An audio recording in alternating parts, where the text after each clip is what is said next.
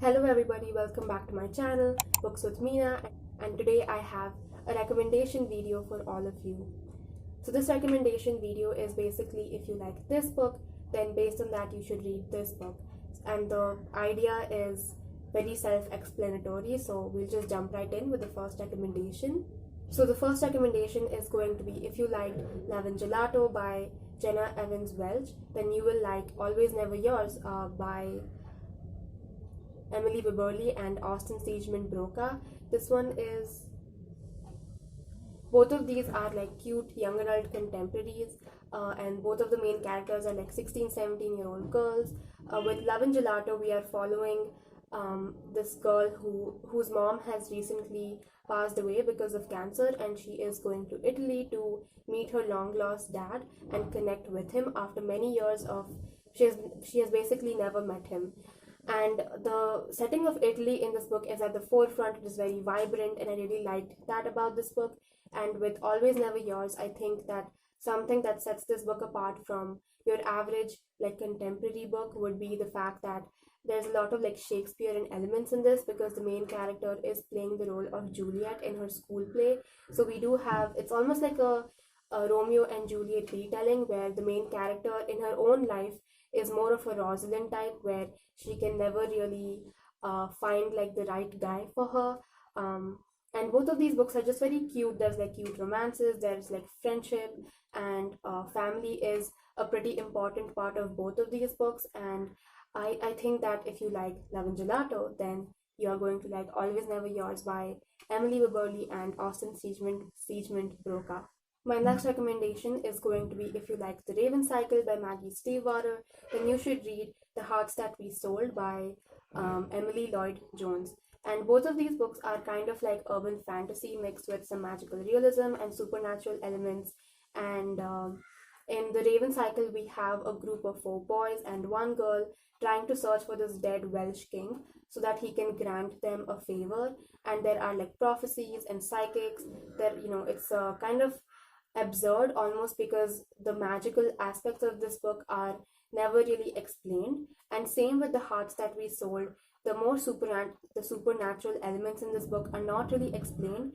In this world we have demons who basically in exchange for a human body part you can ask for a favor, and so the main character exchanges her heart for money so that she can attend college. And both of these books again kind of have this like supernatural element which is not really explained. It is more about the characters and the relationships, the friendships, the group dynamics. Both of these books do feature like found family, ensemble cast aspects which are like done really well in my opinion. And I think that if you like this book, then you should read this book. Next is going to be if you like The Queen of the Tearling by Erica Johansson, then you should read the Queen's Thief series by Megan Whalen Turner.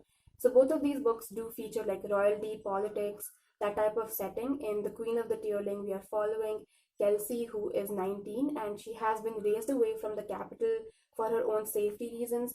At the beginning of the book, she is traveling back to the capital to reclaim her throne, and from there, like political stuff, intrigue ensues. And in The Queen's Thief, we are following a thief who is basically doing the bidding of a king so that he can survive and go out of prison. And this task is like impossible, and his life is on the line. And both of these books have like royalty, politics, warfare going on. But I think the reason that I would recommend both of these books is because of the writing style. It is very accessible and a simple kind of writing style, but it's almost written in like this olden type of it's a little bit old school and formal, which I really enjoyed. It kind of reminds you of like some older fantasy books that you might have read.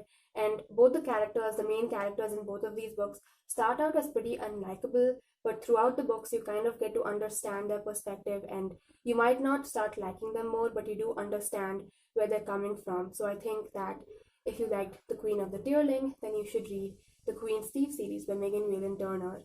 My next recommendation is going to be if you liked Radio Silence by Alice Oseman, then you should read Still Life with Tornado by A.S. King. Both of these books very much focus on the kind of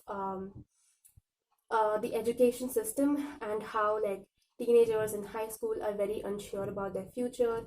The different like in the Radio Silence, the main character Frances is she is basically applying to Oxford and Cambridge, and she is like one of the top students in her school, but she is still struggling to understand or figure out what she wants to do with her future.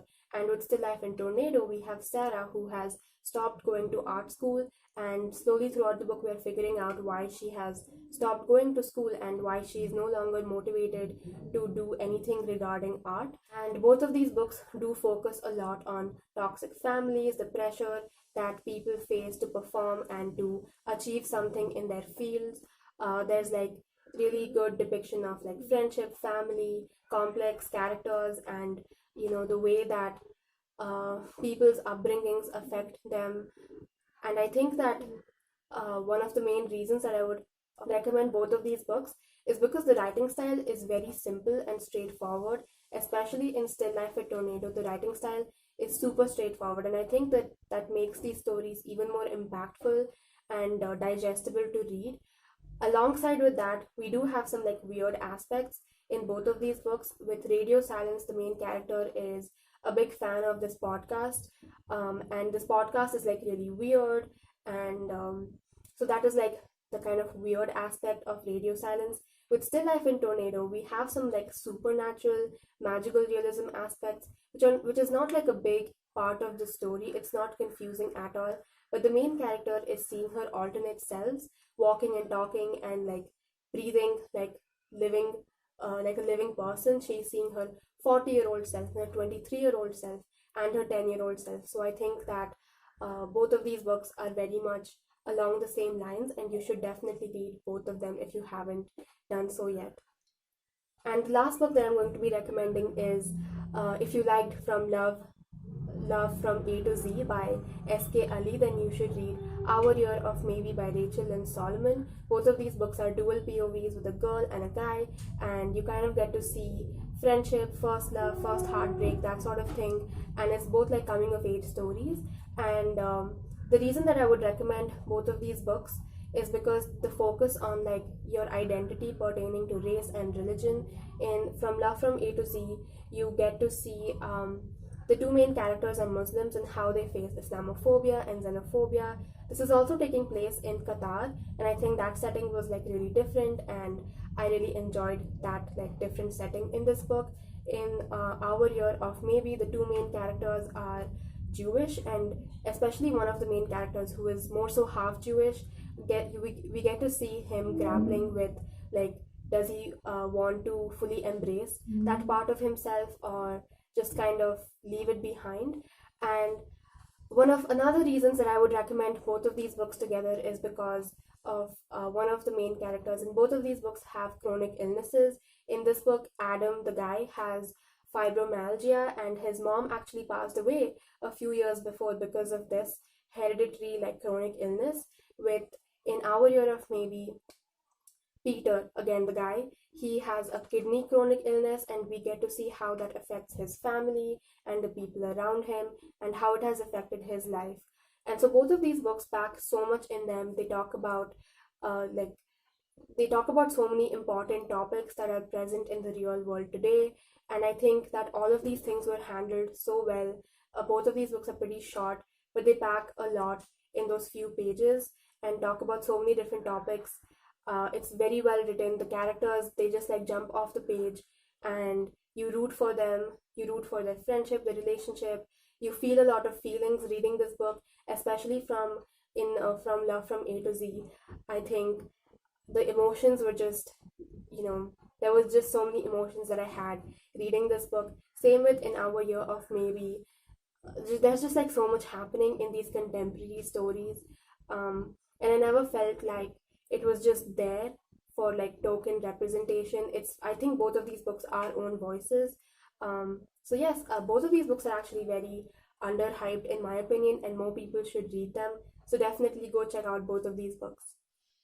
And that's it for this video. I hope you enjoyed it. Be sure to like, share, subscribe, comment down below if you want to do so. Comment down below if you have read any of these books, and if you agree with my recommendations and comparisons, if you would like to read any of these books, all of that. And that's it for this video. Goodbye.